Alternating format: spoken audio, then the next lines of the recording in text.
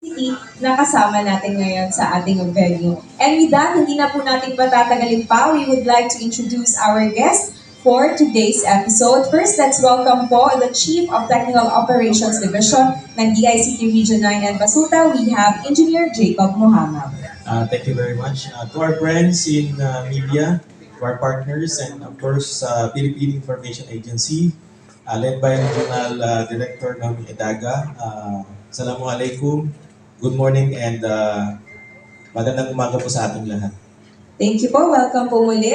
And of course, let's welcome din ang Regional Director po. We have Director Sheryl Ortega.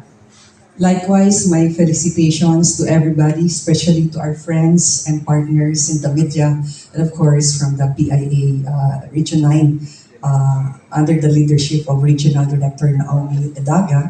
Isang mapagpalang umaga po sa ating lahat. Greetings from the Department of Information and Communications Technology.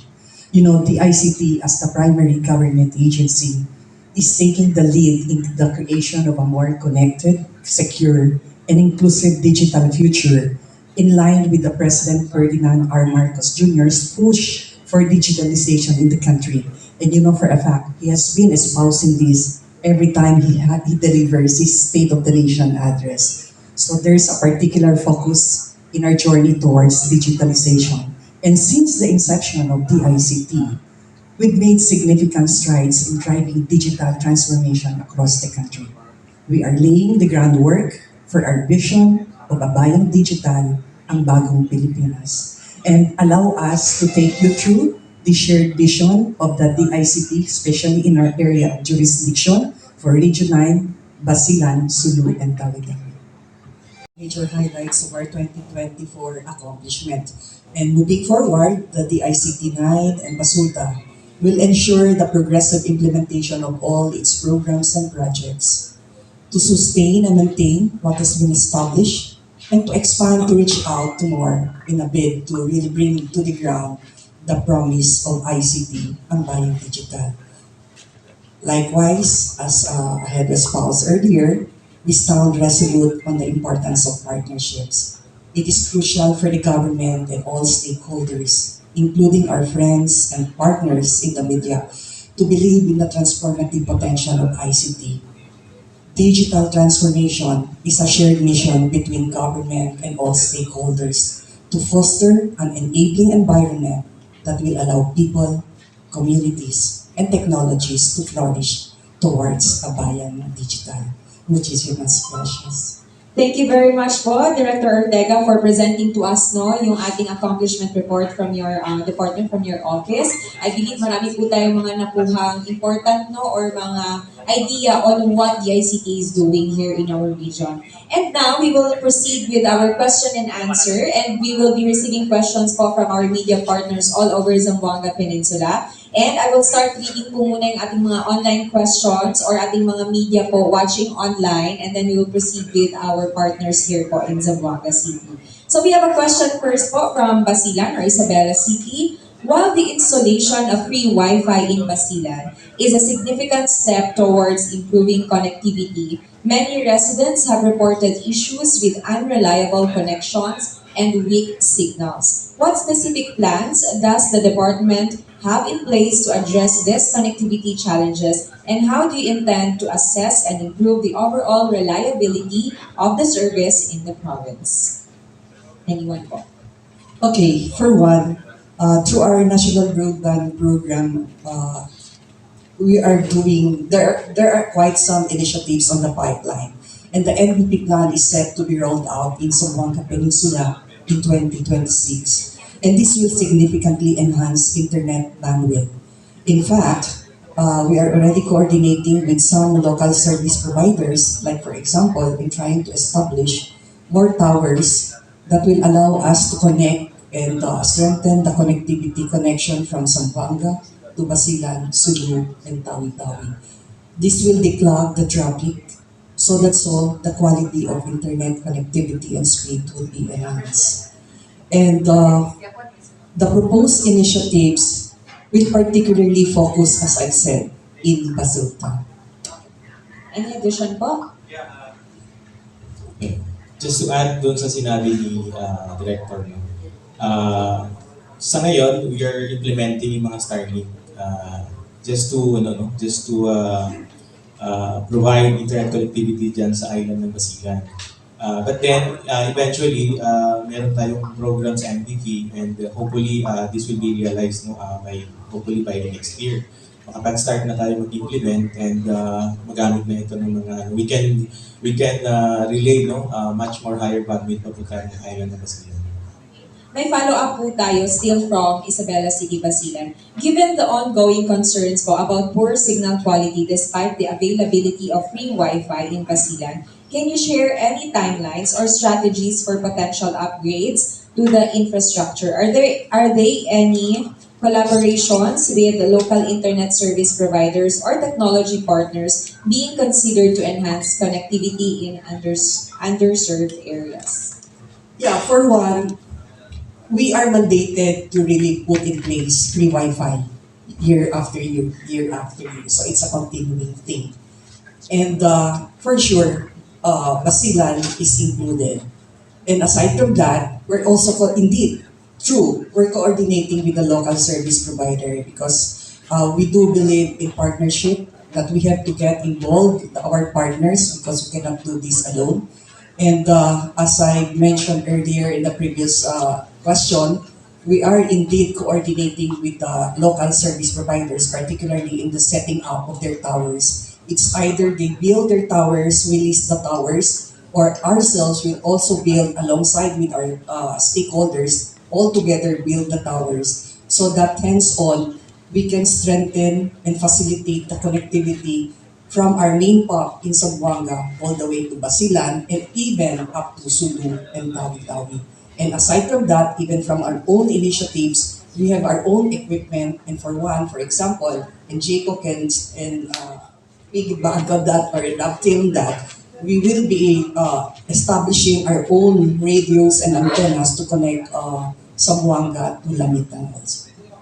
Thank you po. Next question will be from Zamboanga del Norte. Actually, related lang po yung questions nila. This is also connected to the connectivity po, internet access po sa ating mga areas. So for Zamboanga del Norte, ang concern po nila is areas that have yet to have stable access to internet due to poor networks, especially in SSSB. What are the interventions po that we have done so far regarding these concerns? And in terms of ICT assistance to GIDA areas, do we have data on programs implemented on this and how are we sustaining such? As to the details, I defer to Jacob on this as to how far we have gone to the geographically isolated disadvantaged areas in this triple SB. No? Thank you very much for that. No? For Triple SB, Siocon, Sibuku, Sirawai, Baligian, so far we have implemented the free Wi-Fi project, no? With 3 APs per municipality. Considering that we can just do so much, no? Kasi konti lang din yung budget na download sa atin. But again, we're trying our best to really complement, kung ano yung ginagawa ng mga private sectors na nagbibigay tayo ng free Wi-Fi. We have 1 in Baligian, 3 in Sibuku, 3 in Sirawai, and of course, meron din tayong 7 in Siocon. And aside from that, meron din tayong mga tech centers, doon in these localities. We have in Sirawai Tech Center, we have Kawit National High School Tech Centers, Alamudja National High School Tech Center in Baligian, and also Siocon Tech Centers. Although we have yet to improve some of these tech centers. Thank you po, Sir Jacob. Follow-up po, still from Zamboanga del Norte. In the whole pie of the ICT budget allocated to the ICT this year, which program takes a big chunk? Particularly, it would be the free Wi-Fi because there's an enabling law for that. And among the provisions of the law is the provision of the budget. While this is distributed among the different regions, but that takes the lion's share of all the different programs and projects that the ICT is implementing. So another po follow-up, last na po from Zamboanga del Norte. What proposals po do you have that we can anticipate for the year 2025 to 2026 that the communities can benefit from? Do we have new innovations on ICT to look forward to?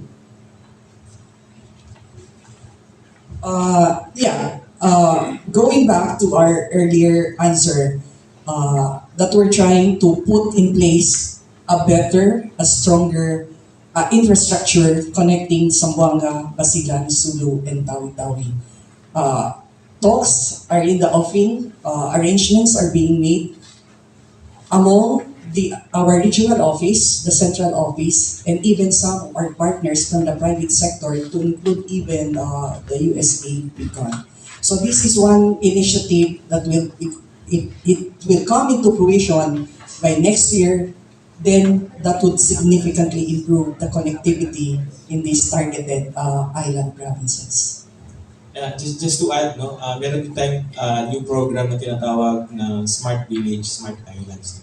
We have also identified municipalities or barangays in these areas to be as Smart Village, Smart Island. So yung ano natin, yung ating mga programa ay nakapokus doon sa mga islands na yon or sa mga Smart Village, Smart Islands na yon. Like for example, we have in Zamboanga del Norte, Zamboanga del Sur. I think in all provinces in Region 9 and Basulta, meron pa tayong mga Smart Village. We're introducing Smart Village, Smart Island. Just like yung nakita nyo kanina, doon sa ABP, sa Sako na ginawa natin. We're also doing that in these different islands. Thank you po. Yeah, if I may add to that, the SBSI initiative or the Smart Village, Smart Island initiative had Sakol Island as the pilot site. And this is in coordination with the International Telecommunications Union. And banking on the success of the Sakol Island as an SBSI, which is actually parang it's a whole of nation approach, a bayanihan approach where DICT, key government agencies, the private sector have convened and contributed to transforming that GIDA island of Sakol into a smart one. So the DICT has committed to explore and expand this SBSI.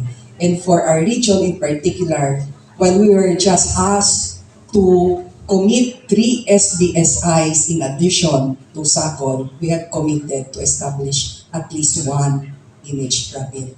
But in some provinces where we see the need and the impact of the establishment of such, we even had more than one.